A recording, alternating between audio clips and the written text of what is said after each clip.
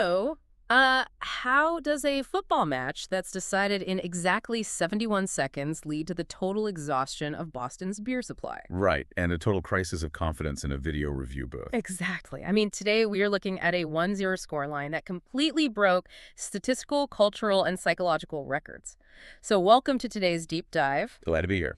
It is Saturday, June 20, 2026, and you, the listener, sent us this massive stack of sources on the Morocco-Scotland Group C clash. Yeah, a really impressive stack, actually. And honestly, if you just glance at that 1-0 result on your phone, you are missing the actual story.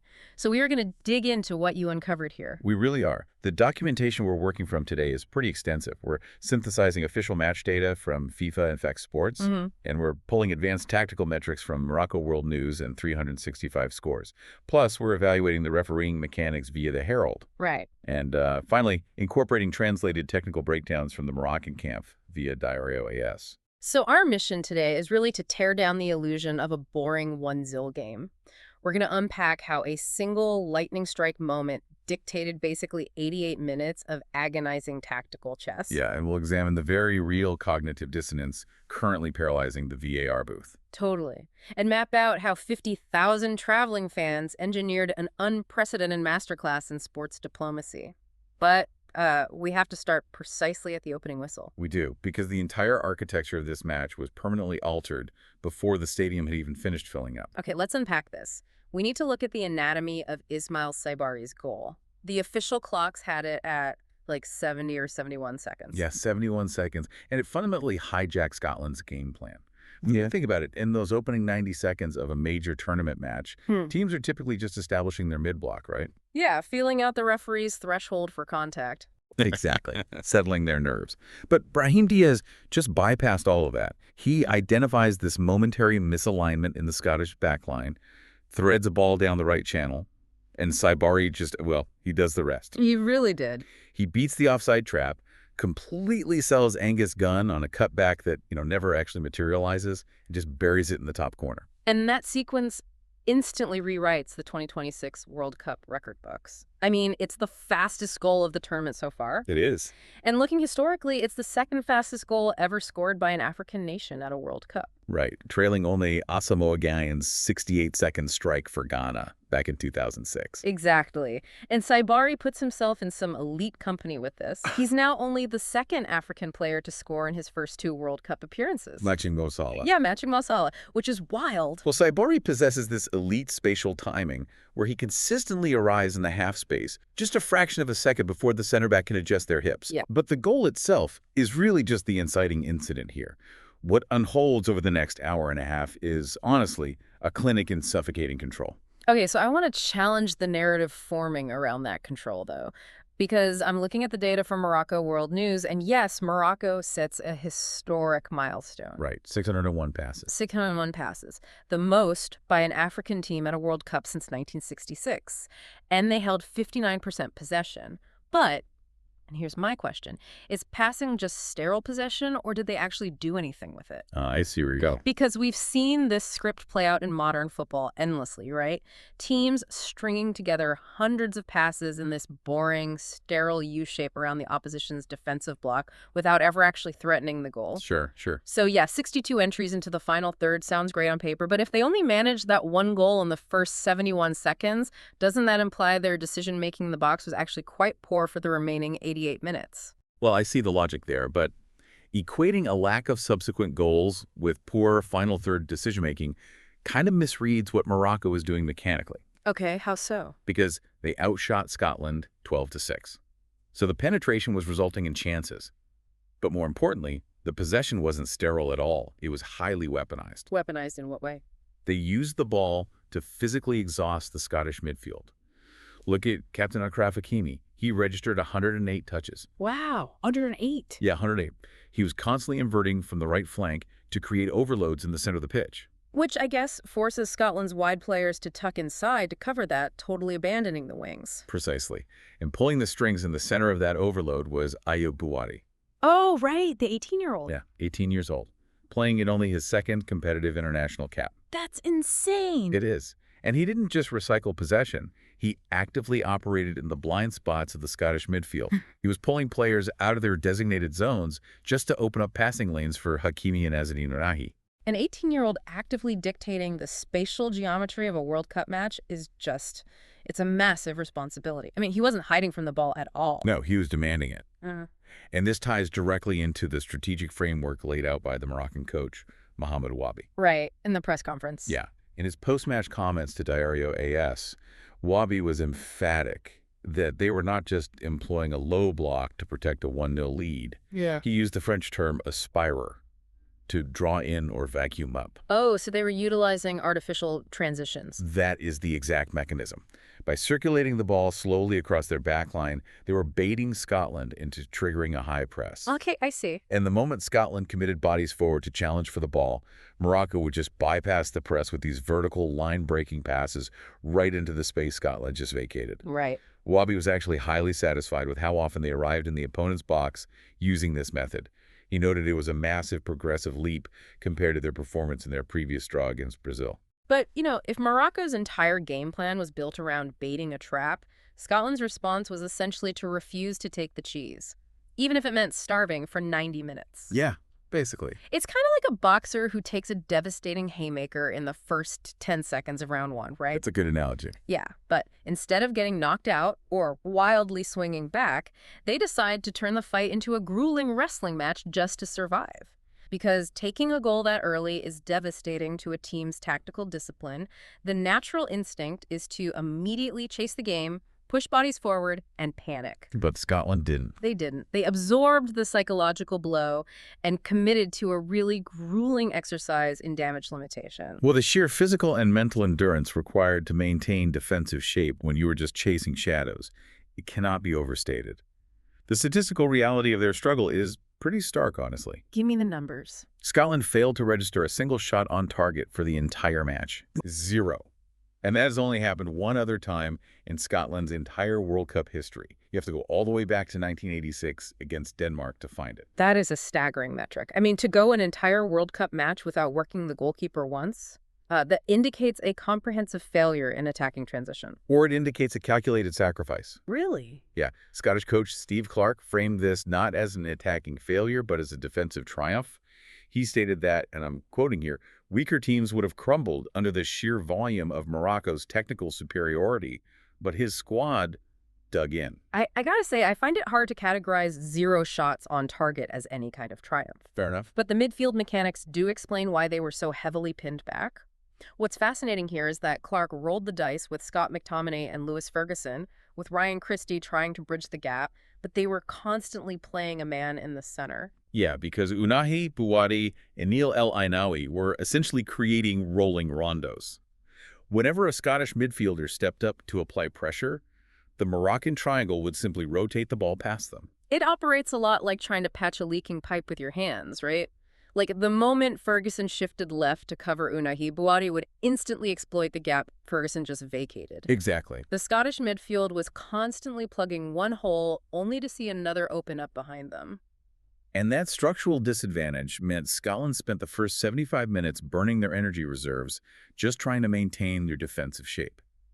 However, in the final 15 minutes, when the structured approach clearly wasn't going to yield an equalizer, Scotland completely abandoned the midfield buildup. Right. They bypassed the midfield entirely. They shifted to driving these long diagonals, basically looking for John McGinn and Ben Doak to initiate sheer physical chaos in the Moroccan penalty area. It was a total shift. They essentially decided that if they couldn't outpass Morocco, they were going to try to outmuscle them in the air. And that shift toward sheer physicality and forcing the issue in the box is the direct trigger for the defining controversy of the match. It highlights this fascinating intersection where the objective technology of the sport collides head-on with the subjective psychology of the humans operating it. Okay, here's where it gets really interesting. Let's look at the mechanics of this incident. It's the late second half. Scotland is pumping the ball into the mixer. Scott McTominay receives a challenge inside the box from Neil Ainaoui and goes down heavily. Yep. Referee Oleg Stantishev is right there. He has a clear line of sight, and he waves play on. And the VAR booth, the officials with access to multiple replay angles in slow motion, They do not intervene. They don't even recommend Tantashev go to the monitor for a second look. Which is wild. Yep. The Herald provided an in-depth breakdown of this sequence with former referee Christina Unkel. And from a purely biomechanical standpoint, she categorized it as a very clear penalty. Very. Yes. The alternate angles demonstrated definitive contact from El Inawi onto both McTominay's knee and his boot before any contact was made with the ball.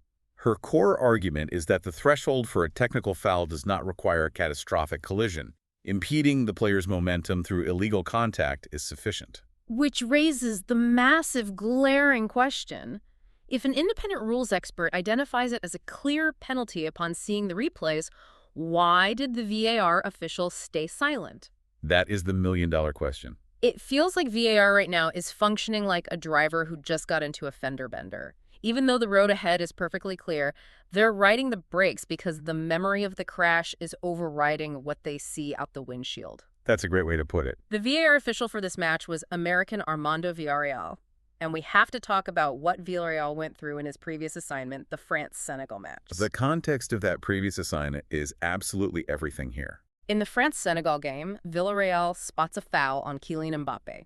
He follows protocol perfectly. He stops the game, recommends a penalty, and calls the on-field referee, Alireza Fergani, over to the monitor. Fergani reviews the footage, publicly disagrees with Villarreal, overrules the recommendation, and restarts play with a goal kick. It was a massive public humiliation for the VAR booth. Pundits went ballistic. Pat Nevin was on the broadcast calling the on-field referee's decision rubbish and utter nonsense. Right. So when you synthesize those two events, you uncover the human flaw in a technological system. The prevailing theory among refereeing analysts right now is institutional hesitation. Institutional hesitation. Yeah. Villarreal may have seen the contact on McTominay, but the professional trauma of being publicly undermined on a global broadcast just days prior created this psychological barrier to intervention. He second-guessed himself. I mean, if you push that button and call the referee to the screen, you risk another public repudiation. Exactly. And compounding that hesitation was the baseline threshold established by Tantashev on the pitch. Tantashev had been officiating a highly physical, flowing game. He'd been waving away minor contact all afternoon. Right, letting them play. So a VAR official, already nursing a bruised professional ego, is highly unlikely to mandate a review for a subjective foul when the on-field referee has clearly communicated a high tolerance for physicality. Wow. It just shatters the illusion of VAR as this cold, infallible metric. We assume technology sterilizes the game from human error, but the person hitting the rewind button is still susceptible to confidence crises and decision fatigue. They're human. The fact that a completely unrelated disagreement between two officials in a match involving France and Senegal might have directly influenced the outcome of Morocco versus Scotland, I mean, that is a terrifying butterfly effect for a tournament of this magnitude. It really is. But, while Scotland was being starved of space and denied by the VAR booth on the pitch, off the pitch, their supporters executed a masterclass in spatial dominance. Oh man, that might be the understatement of the tournament. The Tartan Army didn't just visit Massachusetts, they annexed the entire greater Boston area. They took over. We're looking at estimates of 40,000 to 50,000 Scottish fans descending on the city. And we are not talking about a quiet tourist presence. We are talking about tens of thousands of people in kilts, armed with bagpipes, turning the downtown core into an endless rolling sealid, like a massive festival. The economic and logistical shockwave they sent through the local hospitality sector is just staggering when you look at the raw numbers. I really want to focus on a specific local business to illustrate how insane this was. There's this place, The Haven, a local Scottish pub in Boston. On a normal, busy week, their supply chain dictates an order of about 4 kegs of Tennent's lager. 4 kegs? Right. For the week of this match, they had to restructure their entire cold storage logistics to accommodate an order of 50 kegs. That's 1,150% increase in inventory volume. It's absurd. And it wasn't just the niche Scottish imports. Sam Adams, arguably the most iconic brewery in the city, literally ran out of their flagship Boston Lager at their downtown taproom. They drank the taproom dry. Completely. Over a 4-day stretch, the Scottish fans consumed 4,000 pints. To put that in perspective, that is 4 times the volume that taproom moves on a major American holiday weekend. It's like St. Patrick's Day and the 4th of July happening simultaneously, but everyone is in kilts riding the City Hall Plaza slide. Unbelievable. They drained 90 kegs and forced the brewery to schedule 4 emergency off-cycle deliveries just to maintain basic operations. Well, if we connect this to the bigger picture, beyond the sheer volume of consumption, what we're observing here is a highly effective, spontaneous exercise in sports diplomacy. How so? They didn't just arrive and isolate themselves. They integrated and charmed the local political establishment. They basically turned a sporting event into an exercise in international relations. You know, I am generally skeptical of politicians attaching themselves to sports fans. It often feels like opportunistic PR, just capitalizing on a captive demographic for a photo op. But the sheer scale of this forced, genuine municipal action, Oh, absolutely. as our sources note, they integrated with the Red Sox fan base at Fenway Park, leading stadium-wide renditions of Flower of Scotland. And Boston Mayor Michelle Wu was actually compelled to officially recognize the phenomenon. She went as far as announcing a formalized sister city partnership between Boston and Glasgow, explicitly crediting the Tartan Army. And that diplomatic leverage extended to the state level, too. Massachusetts Governor Maura Healey utilized executive authority to temporarily extend bar and restaurant operating hours, specifically to accommodate the time zones and viewing habits of the World Cup fans. Yeah, she declared a World Cup Fans Appreciation Day. She did, and she was actually photographed behind the bar at the Haven, personally pouring pints. Though, to be fair, the pub owner did go on record joking that the governor's pouring technique requires significant refinement if she expects to pick up a regular weekend shift. Fair enough. But it highlights a symbiotic relationship. The fans gain municipal accommodations that enhance their experience, and the local politicians secure immensely popular, highly visible cultural wins. We're just reporting what the sources outlined here, but it's clear both sides benefited. Yeah. The Scottish supporters waited 28 years to see their men's team at a World Cup, and they approached the entire group stage as a cultural victory tour, entirely independent of the results on the grass. But, you know, all that Boston celebration is living on borrowed time, because that 1-0 loss means Scotland's cultural hangover is about to collide with a do-or-die reality check. We really need to look at the macro view of Group C. So what does this all mean? Well, the latest standings from 365 scores paint a very clear, very ruthless picture. With a 3 points secured at Boston Stadium, Morocco sits atop Group C with a total of 4 points. Their qualification path is incredibly straightforward now, because their final group stage match is against Haiti, a team that has already been mathematically eliminated.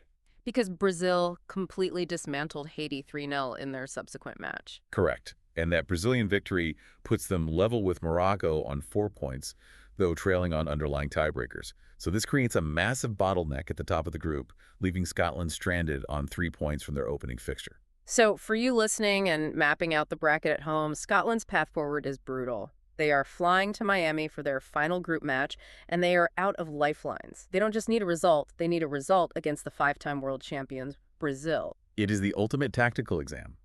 Steve Clark noted his team survived the Moroccan technical assault without collapsing into a rout. True. The question now is whether the defensive resilience they honed by chasing Unahi and Buwadi for 90 minutes can be weaponized against a Brazilian side that will demand even more spatial awareness.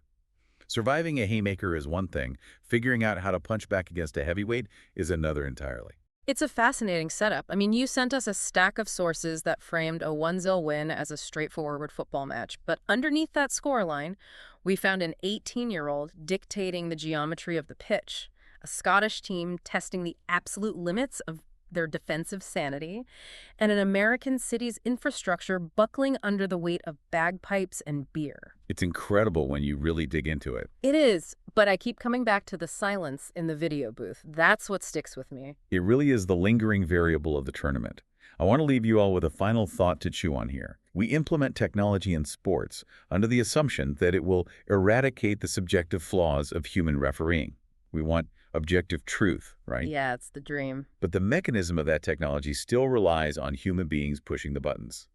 And as long as that is the case, the ghosts of past mistakes and the fear of public humiliation will always seep into the process. Think about it. The idea that a referee's bruised ego in a France-Senegal match might be the exact butterfly effect that either sends Scotland crashing out of the group stage or provides them with the localized grievance they need to fuel an impossible upset over Brazil. It proves that technology doesn't remove human nature from the sport.